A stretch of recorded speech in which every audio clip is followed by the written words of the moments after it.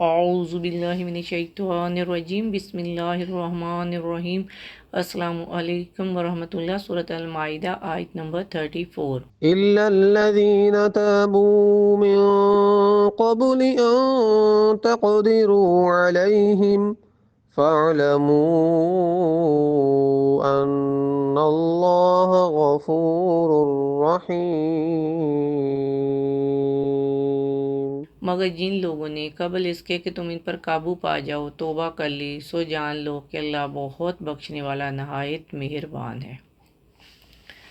دیکھیں، اس سے پچھلی آیت میں ہم نے 4 طرح کے مجرموں کے بارے میں پڑھا تھا کہ جرم کرنے پر ان کو کیا کیا سزا دی جائے گی، لیکن اب جہاں بتایا جا رہا ہے کہ جرم کرنے والے نے اگر فوراً توبہ کر لی، معافی مانگ لی، تو اسے معاف کر دیا جائے گا۔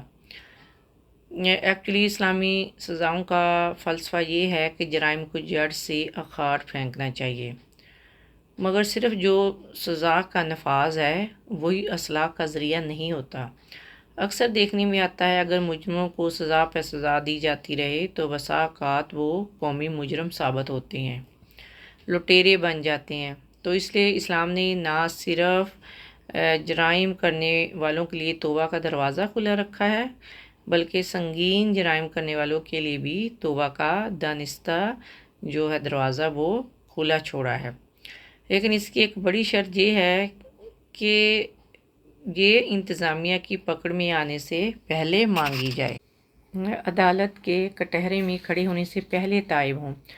اس میں کچھ صورتوں کو قابل معافی قرار دیا گیا ہے اور کچھ کو ناقابل معافی۔ دیکھیں، اگر کوئی شخص حالت کفر میں زمین میں فساد کرتا رہا، پھر مسلمان ہو کر اسلامی ریاست کی اطاعت کا اعلان کر دے تو اسے معاف کر دیا جائے گا اور سابقہ گناہوں پر اس کا کوئی مواخذہ نہیں ہوگا۔ اور اگر کوئی شخص اسلام لانے کے باوجود فساد کرتا رہا لیکن بعد میں توبہ کر لی، وہ امن پسند ہو گیا اور قانون کا پابند ہو کر باقی زندگی گزارنے لگا، اب اس کے سابقہ گناہوں کا سراغ لگا کر اس کو سزا نہیں دی جائے گی۔ اس کے سرکاری جرائم تو معاف ہو جائیں گے، لیکن اس نے بندوں کے جو حقوق غصب کیے ہیں ان کی تلافی بہرحال اس کے ذمہ رہے گی، پھر وہ چاہے تو اس کی ادائیگی کرے، چاہے اسے معاف کروا لے۔ امام شوکافی اور امام ابن کثیر کہتے ہیں کہ ان کو مطلق معاف کر دیا جائے گا، یعنی گرفتاری سے پہلے اگر وہ غصب کیے ہوئے حقوق ادا کر دے تو معاف کر دیا جائے گا، لیکن گرفتاری کے بعد توبہ سے جرائم معاف نہیں ہوں گے اور وہ سزا کا مستحق ہوگا۔ مسلم میں حضرت ابو موسیٰ بیان کرتے ہیں، رسول اللہ صلی اللہ علیہ وسلم نے فرمایا، اللہ تعالیٰ رات کو اپنا بسط رحمت پھیلاتا ہے تاکہ دن بھر کا گناہ گار توبہ کر لے، اور دن کو دست شفقت بڑھاتا ہے تاکہ رات بھر کا گناہ گار توبہ کر لے۔ سورج کے مغرب سے نکلنے تک یعنی قیامت تک یہ سلسلہ جاری رہے گا۔ ابن ماجہ میں ہے، حضرت عبداللہ بن عمر رضی اللہ تعالیٰ عنہ بیان کرتے ہیں کہ آپ صلی اللہ علیہ وآلہ وسلم نے فرمایا کہ اللہ بندے کی توبہ کو قبول فرماتا ہے جب تک اس کا سانس حلق میں نہیں اٹک جاتا۔ حضرت انس رضی اللہ عنہ بیان کرتے ہیں، آپ نے فرمایا، آدم کا ہر بیٹا خطا کار ہے اور ان میں سے بہتر وہ ہے جو خطا کرنے کے بعد توبہ کرنے والا ہے۔ اور قرآن پاک میں بار بار توبہ کرنے کے احکامات نازل ہوئے ہیں۔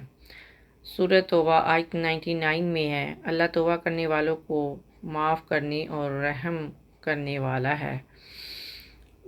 سورۃ الفرقان آیت نمبر 70 میں ہے، جو سچے دل سے تائب ہو جائے، ایمان کے ساتھ اعمال صالح کرتا رہے تو اللہ تعالیٰ ان کی برائیوں کو نیکیوں میں بدل دے گا، کیونکہ اللہ تعالیٰ معاف کرنے والا، رحم فرمانے والا ہے۔ سورۃ الزمر آیت نمبر 53 میں ہے، گناہ گار کو اللہ کی رحمت سے مایوس نہیں ہونا چاہیے کیونکہ اللہ تعالیٰ معاف کرنے والا ہے۔ ہمارے نبی کا فرمان ہے، میں ایک دن میں اپنے رب سے 70 سے 100 مرتبہ استغفار کرتا ہوں۔